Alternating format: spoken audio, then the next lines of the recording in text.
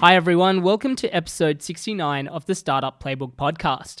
My name is Rohit Bhargava, and each week I interview successful founders, investors, and subject matter experts on how they got started, the strategies they use to succeed, and their advice to current and future entrepreneurs.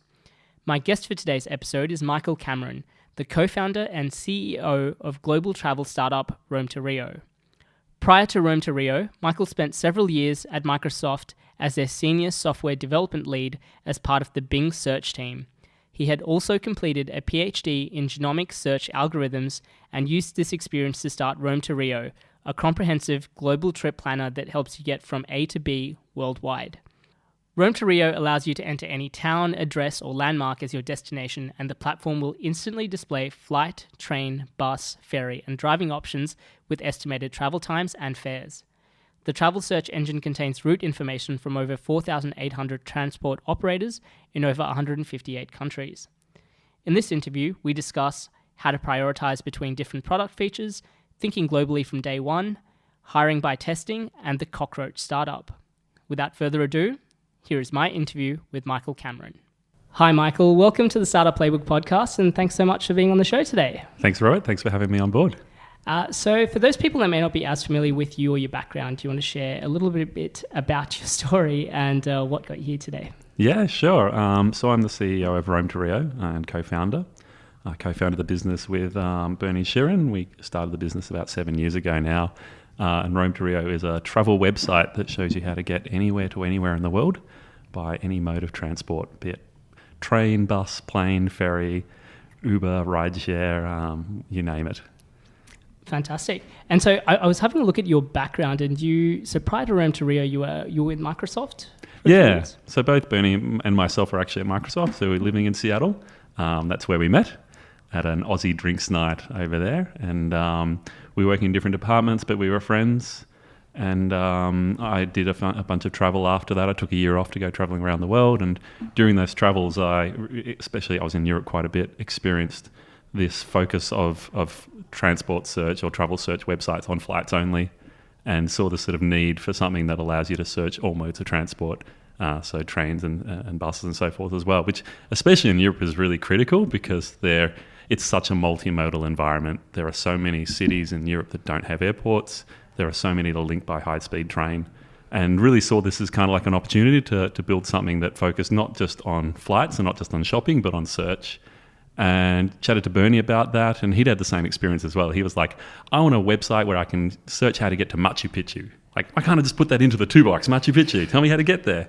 And so we actually both moved back to Australia. It was September 2010, and started working on this project. Very cool. So just quickly, I'm going to Machu Picchu in like 2.5 weeks. Cool. Which I'm really, really excited by. But just going back, so you mentioned that you left Microsoft and you had a year off, and then you started Rome2Rio. I'm sure there are a lot of kind of listeners who are in a similar position where they're, in the corporate space and are thinking of jumping for their own startup or taking a bit of a break. What was that process like for you in terms of deciding, I want to take a year off and go traveling? I think my wife and I wanted to have kids, so there was kind of like a personal motivation there for taking the year off. And we also wanted to come back to Melbourne, so we'd been living in Seattle. And Seattle was great from a professional point of view, working at somewhere like Microsoft, sort of like world-leading tech company and learning how they do things. I was working on Bing, the Bing search engine, so they had like 300 million queries a day, and that sort of volume was really impressive. There was all this data that you could play with. You could go and mine the user logs and mine out interesting user behaviors and so forth. So I loved that. But at the same time, I kind of missed Melbourne, and I missed the lifestyle we have here in Melbourne, especially sort of inner city Melbourne, the great transport. I miss the weather of Melbourne. I know a lot of listeners might find that really funny, but compared to Seattle, I thought it wasn't so bad. And but I wanted to kind of recreate that professional opportunity of working on a global, large-scale consumer web product here in Melbourne. And I didn't know a lot about that sort of stuff going on at the time. I'm not sure how much was going on. There's maybe 99 Designs is a great example, or Redbubble or Envato, but a lot of those businesses either didn't exist yet or I didn't know about them. They were still probably quite small. So Rome2Rio was a little bit of kind of a desire for Bernie and I to tackle this particular problem, that we had particular skills that we thought we could tackle it with, because we had this sort of search background, but also part of it was kind of creating a business in Melbourne that we'd want to work for. Fantastic. I find often with ideas, that they come at a spur of a moment. It's like, oh, wouldn't it be great if this solution existed? And then as you start diving deeper into it, you're like, crap, this is actually a lot more complicated and there's a lot more going on than initially kind of seems. What was that process like for you and Bernie when you sort of decided to put this together in taking that first few steps in creating Rome2Rio?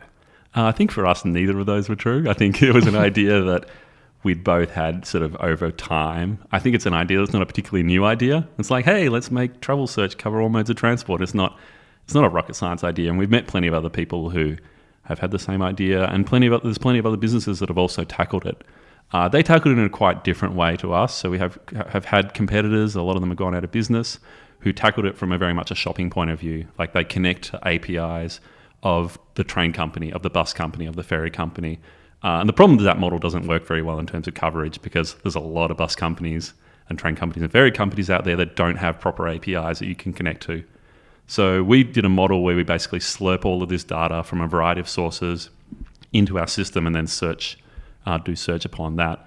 So I don't think it's a particularly new idea. And I think from a sort of technical point of view, I guess that was the thing that we, from the beginning, felt like we were well equipped to deal with. Like we're both software engineers, had this sort of search background. So I did a PhD on search algorithms as well, on genomic search at RMIT. So I kind of knew how to tackle that, and we knew about graph search theory and a lot of that stuff. So that wasn't the challenge. I think the challenge from as we grew the business became then, how do we monetize this? How do we grow this business? Those were the kind of areas that we needed to really develop as entrepreneurs. Sure. So you mentioned that there were a few competitors that tried to tackle the problem differently. What were you looking at what the competition was doing, and you thought that there was a better way, or what helped shape the way that the initial sort of product looked like? Oh, I think as most entrepreneurs you start really naive, and you kind of like, yeah, I've got this idea, and then you kind of go and do the homework. And we went and looked at them, and we saw that their approach was kind of doing it from an API approach. But I think we always kind of had our mindset on the sort of search graph approach that we wanted to take. Has that evolved over time at all? So like the initial kind of what your vision of what that product would look like to what it's like now, has that changed? Yes and no. Like fundamentally, the core of what Rome2Rio does is still our original vision, which is search all modes of transport from A to B. But we've been layering more and more on top of that now, and we are actually going down the path now of connecting to APIs and showing schedules and prices and doing booking on site. So in the last year, we've developed these integrations with Trenitalia, the Italian train company, the UK train network, Amtrak, Renfe in Spain, and we've got France and Germany in the process of being developed as well. So we're kind of now trying to go, you know what, we want to make our product the best of both worlds. We want to make it a product that has the search thing nailed. It's got the complete database of all transport around the world, and we're completely unique for that. But also let's do the booking piece as well, because a lot of users use our site and go, okay, great, I know about this train now, what do I do next? And we kind of fell down then, right? And we wanted to say, okay, now you can go and book that as well on Rome2Rio. And booking trains, for example, in Europe it should be simple, but it's not. We wanted to have this sort of one site you can go to and book a train or a bus or a ferry, all on one site, all with the same user experience. Sure. How, at what point do you decide to have that feature? So, there's that core problem that you sort of focus on, which is search. At what point do you sort of decide that, the problem is big enough, or there's enough people kind of looking for that, I assume, to go, okay, great, we should be looking at the booking function and adding that on as a product feature? Yeah, good question. So the answer is people, our people, staff. Basically, when we've got enough resources that we can dedicate, say, 20 people to working on our core search algorithm, and then we can afford to have, say, another 5 people or 10 people working on our booking functionality. That was always a limitation. And it's only really been in the last year that our team's grown big enough that we can actually go and do that. Sure. Is there a way, because again, I assume if you're anything like me, I have this whole, we need like all of these different features and stuff. And, this is the incredible thing that we're working towards potentially 3 to 5 years down the track. How do you prioritize between different features or what that sort of product roadmap looks like, especially when, as you mentioned, there's just a limitation of resources. Yeah, it's hard. It's really tricky. You kind of want to work on everything and you want to do it all right now. And a lot of that's been driven by myself in my head, kind of going through different features and thinking about, I guess, both the cost from a dev point of view. And so that's always challenging. And then thinking about what the impact is going to be. And that's even more challenging. Is this going to deliver more traffic? Is this going to deliver more revenue? Is it going to improve the user experience in some way? And I guess as the business has been evolving and getting bigger, I've been sort of working more with our leads team to kind of come through with a plan and doing more sort of planning process to kind of come up with something really solid there. One of the kind of like challenges we have is like short-term versus long-term. You think about, for example, revenue projects, like they're useful from a long-term point of view because if you make more money, then you can hire more people, which means you can work on more projects as well. So you can prioritize revenue projects, but then, hey, are you just focusing on money and not actually focusing on creating a great product? So there's always a bit of a tension and difficult balancing act there. Sure. Do you have any suggestions on how startup founders who are potentially at that phase where they're deciding between revenue or product, how they should go about making that decision? I felt like at the very early days, we got a lot of feedback. It was like, oh, you've got to have a business model. You don't have a business model. How are you going to make money? And we were like, that's not a problem at the moment. First of all, we need users. And then we'll worry about how we're going to make money from them. And I think that was the right mindset. Like, I think you've got to build something that's really useful and you've got to get plenty of people using it and then figure out how to monetize it later. That's kind of the easy bit. And it's sort of the bit that needs to come after actually getting some traction. So for us, we ended up figuring the monetization bit out, but it wasn't until maybe 4 years or so into the business that we really nailed that because we're just focusing on traction to begin with. Wow. How do you keep yourself alive for long enough to kind of generate that value for 4 years, for example? Obviously, funding's one aspect. Was that the route that you sort of went down? Yeah, we became profitable about 3 years ago. So 4 years of not being profitable. We used a mixture of funding. So we did a couple of fundraising rounds. The first round was 450K. The next round was 1.2 million. We got money from the government through the Commercialisation Australia program. So the federal government had a program called Commercialisation Australia at the time. That provided another 1.2 million in funding. And then there was R&D grants. That's a really great program because, the R&D is tax concession. It's not even a grant. You don't have to apply for it. It's sort of like a tax right. So that's really great. And just being lean and frugal. We sort of grew up to about 8-10 staff before we became profitable. And you just sort of make every dollar count. And it's scary, right? Because it's a stressful time. You know that every day is like a little bit less money that you've got in the bank and you've only got a limited time. And Australia is not a great environment for raising capital. So part of it was also just Bernie and I just burnt our own savings for the first year and a half. So I think this is one of the things I guess I kind of reflect on is we were in a privileged position. We had worked in the US, we'd made some money, we were able to save up. Tech salaries in the US are good. And so we were able to come back to Australia and we were able to live for about a year and a half without an income. And in that time, like my wife had a child as well, and she ended up not being eligible for maternity leave because she hadn't been employed for long enough and so forth. So it was a kind of trade that we made, but it was a risk that we could afford to take. And we always knew we could go back to full-time employment. We always knew our family could help us out if we really came to it. So I kind of always reflect that we were fortunate enough to be in this position that we could take that gamble because it wasn't that big a gamble for us. And not as many people are in that fortunate position. And I wish there was a way to change that. Sure. On that sort of 18 months as well, I know what it's like when you've put your sort of savings into a company and you're sort of starting to see the money dwindle away. Was there a point within that first 18 months where you thought about switching the focus more into generating revenue a little bit quicker or kind of focusing more on that? Or again, was that more, you just used that to get you up to a particular point and then you took on external funding to help kind of keep on the same path? There was a point, so about 18 months, 2 years in, we recruited Rod Cuthbert, who joined our team as our CEO, and he made us. We got collaboration with him. We focused a lot more on our B2B business. So he saw the opportunity to focus on licensing the technology that we developed to partners, and we actually had a partner who had invested in our first round as well. So there was a really sort of natural link there. And we focused a lot on that. We thought, this is a way for us to bring some revenue in earlier. It never really panned out. We never really found that our B2B partners would use our technology to make as good a product as we could make ourselves. They just weren't invested in making a great UI around our API, for example. So I guess that was an example where we kind of were really sort of focusing more on, immediate revenue. And in the end, our consumer website started to really grow and take off. And then kind of monetizing that was pretty trivial. But yeah. Sure. I guess going back to the start, I meet with a lot of founders who almost have that chicken and the egg problem of, with something like this, do I focus on really kind of nailing Melbourne, for example, or Victoria, or do I kind of go really wide?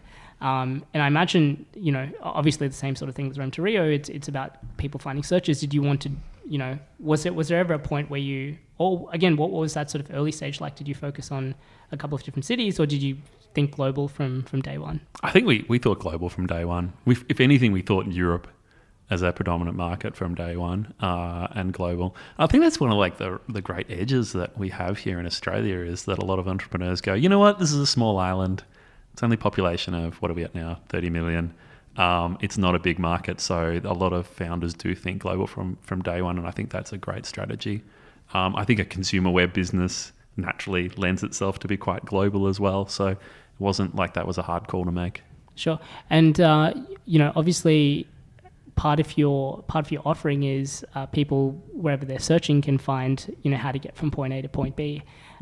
Has that shaped especially when you're launching and starting to get this out there, with limited resources, you can only focus on particular cities at any one point, or you can onboard, the data from any one city at any one point. Was there a strategy that you went with to decide which particular cities or areas to focus on first? Or again, how did that sort of evolution come about? Yeah, I think one of the great things, one of our strengths has always been analytics and data science. So at the very beginning, we'd just do what we thought was sensible. We'd got all of the European train data, and we'd try to get all the train networks around the world, and then we'd start focusing on, buses in Europe and the US. We just sort of fish where the obvious fish were. But then we became a lot sort of more scientific with it as time went by. And what we'd start to do is we'd do analysis where we'd look at particular regions where, we had the most searches and go, okay, we need to add bus coverage there. Or we'd actually look for searches where we just didn't have transport to that particular place. So maybe the destination's Machu Picchu, and we can run the query on our own back end and go, oh, you know what, we're actually missing transport to Machu Picchu. Let's go put the bus in there and actually come up with a list of 100 or 1,000 different destinations, top 1,000 destinations on Rome2Rio where we don't have transport to the end node.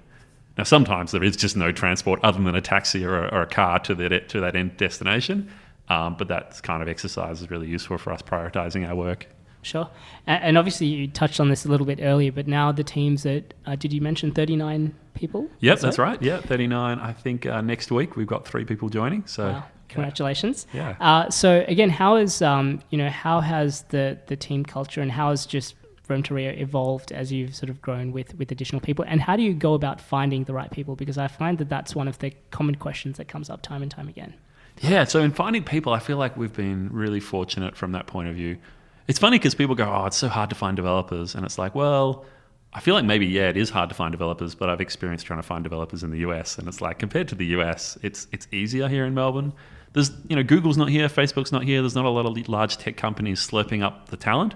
And there's these great universities like UniMelb, RMIT, Monash, Swinburne Deakin, so forth, all producing great graduates. So there's a great talent pool here to tap into. In terms of recruiting for us, I think our brand really helps. We actually advertise on our site as well. So if the user is from Australia, which is about 3% of our traffic, they get a little sort of pop-up that says, hey, we're hiring here in Melbourne. That's been really successful for us. LinkedIn has been successful for us as well. We have a pretty rigorous interview process though. So I got the guys to produce the stats recently, and it's something like for every 100 applicants, we might phone screen 20 of them. We might bring 10 in for a chat. We might do a full interview loop for 5 of them, full day interview, and we might hire 1 of them. So there's a huge funnel there that really brings the numbers down. Sure. What is it that you look for in hires? For developers, so about 2/3 of our team are developers.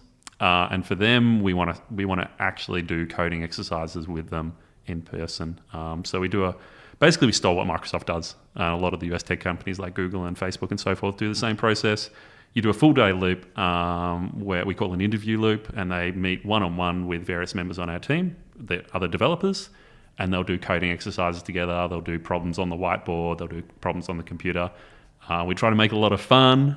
We try to make it sort of really sort of casual, friendly kind of experience, and really sort of as closely as possible simulate what they're actually be doing day to day. And we've kind of taken that philosophy and bled it out to other roles like finance and content and editor. Like, don't just test the talking, also test the walking. Actually get them to do, like, sit side by side with them and do something with them that relates to exactly what their job will be. Sure. And how has your specific role evolved over time as well? Because, often when you're at the very early stages, you're doing everything in a company. How has that evolved, and what does that sort of look like now? Yeah, I mean, that's been a real sort of personal struggle for me, is like the evolution of my role in the business.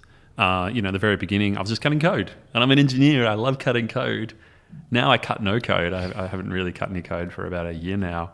And as the team's grown and grown, I've had to sort of shift my role and shift my focus to be much more about people. Like, people's like the number one thing now. I spend so much of my time thinking about who to hire, what kind of people, helping my team interview them, helping grow my team and grow as developers and grow as leaders is really important. And then thinking about sort of like building out our exec team as well. And then thinking about sort of high level product and strategy, like what should the team be working on? And even there, it's a lot about people as well. I'm trying to like train up, our leads to drive that process as well. Sure. Is there a way that you prioritize? Because, again, often I find that like the more things that you have, you're just putting out fires most of the day. Is there a process that you follow, or is there a way that you kind of prioritize different things? No, I'm probably terrible at it. And sometimes I sort of like, I'm doing something and I'm like, you know what, is this really a good use of my time, or should I really be handing this over to someone else? Sometimes you just want to do something yourself there. You're like, you know what, I've never done helped with furniture for an office fit out. Maybe I should really let our COO KP deal with that. But you know what, it's fun. I want to get involved in that. And I think if you're the kind of person that's like a doer, you kind of miss the doing. And so that's like a tricky transition to kind of move more to be hands off. Sure. Speaking of moving, you guys are actually moving into a new office space? Yeah, that's right. Yeah, it's super excited. So we've got an office space that's 1,300 square meters. It's at 29 Stewart Street, so it's right next door to Inspire 9 here in Richmond, where we are right now. So it's right next door to the co-working space that we've been living in for the last 5-6 years. We've been here for a long time and growing from very small in this space. We're moving in 2 weeks, so we're super excited about having a big party and inviting a lot of people from the startup community to sort of welcome the new space and show it off. Fantastic. Well, yeah, let me know when the invite's out, and I'll definitely make sure that we spread the word. So one of the articles that I actually read that you wrote a little while ago was about the Cockroach startup, which I absolutely love. Can you, for the listeners at home that may not be as familiar with the term, do you want to share what a Cockroach startup is and more about what the article was about? Yeah, so the Cockroach is like the opposite of the unicorn. It's sort of the article is about how in the US, they build unicorns. They build these businesses that raise huge amounts of capital that grow very quickly or often just fail spectacularly. And the Australian way is very different. The Australian way is the 99 Designs or the Retail Me Nots or the Atlassians or the Redbubbles, these sort of cockroach startups that are self-funded, that bootstrap, that grow from their own revenue from very early days. And the idea is that the cockroach is indestructible, that you could have a nuclear holocaust and all funding could freeze up and the cockroaches will continue to grow. And I think the really exciting thing is that cockroaches can become unicorns as well. They can become billion-dollar businesses. It just can take a bit longer. But often they operate under a bit more stealthy as well. They might not sort of catch the attention. So you think of an Atlassian that sort of grew and grew, probably a bit off the radar of the US tech scene, partly because they were a cockroach and partly because they were down here in Australia. So I feel like maybe there's not a lot of great advantages of being down here in Australia. I think recruiting talent is one. And I think being a bit more under the radar is another as well. What are, I mean, you've just touched on this, but what are some of the pros and cons of being under the radar and being, starting a startup in Australia? I think in terms of, they're pretty well documented. I think access to capital and a workforce and a general culture that's more risk averse here, more sort of fearful of Australia is definitely a challenge down here in Australia. I think, access to talent is great. It's less competitive. Salaries are lower than, for example, Silicon Valley. Living costs are lower than, say, Silicon Valley. That said, the talent here, I think you get a lot of very bright people, but I think generally they often have less experience that may be relevant to building a tech startup. So if you imagine we go out into the marketplace looking for a developer in San Francisco, you're going to get people that you could hire that have worked at Airbnb or Facebook or Google that are going to come in with a whole lot of rich experience from those businesses. You're less likely to get that experience on the ground here in Melbourne. Sure. And obviously, you've been part of the ecosystem for a really long time. Obviously, Inspire 9 is one of the central hubs of the local startup ecosystem here. What are some of the changes that you've seen from when you moved back to some of the things that are happening now? And what would you like to see more of? Yeah, I think good things are happening. I mean, it's been over the last 6 years, we're seeing more startups, more mature startups as well. So I kind of talked about like the Envatos and the Redbubbles and those guys reaching that kind of scale built here in Melbourne. So that's really great to see. I think we're seeing more investment as well, especially in the early stage. I think one of the things that needs to happen is you need to have, say, the Guy and Bevans of retail may not have their exit, for example, and then have the confidence and the skill and the knowledge to go and then make an investment in businesses. And I think you'll see the same happen with a lot of the businesses now, the startups now that are getting bigger. Once they have exits, then more money will hopefully flow back into early stage startups through angel investment, and more confidence and expertise as well will flow back as well. So I think there's a transition happening. I don't think it's a quick transition. I think we're always sort of a bit behind the valley, but that's okay. We've got other things that make us great. Fantastic. Michael, thanks so much for coming on the show today and for sharing your experience and insights. For anyone that wants to say hello, find out more, get in touch, what's the best way for them to do that? If you go to our website, so go to www.Rome2Rio.com and check out either the About Us page. We've got a lot of contact details there for members of our team, or check out our careers page if you're interested in any of the jobs that we have. I think we've got about 7 or 8 roles open at the moment, so check them out. Fantastic. I'll make sure all of those links are in the show notes. Michael, once again, thanks for your time. Thanks, Rohit. It's a pleasure. Cheers. Thanks for listening to episode 69 of the Startup Playbook Podcast. You can find the show notes of my interview with Michael, along with a curated list of tools and resources for startup founders at startupplaybook.co. As always, you can join the conversation through our Twitter account. The handle is @PlaybookStartup. Don't forget to subscribe to stay up to date with our latest episodes. Thank you for listening, and I'll see you at episode 70 next week.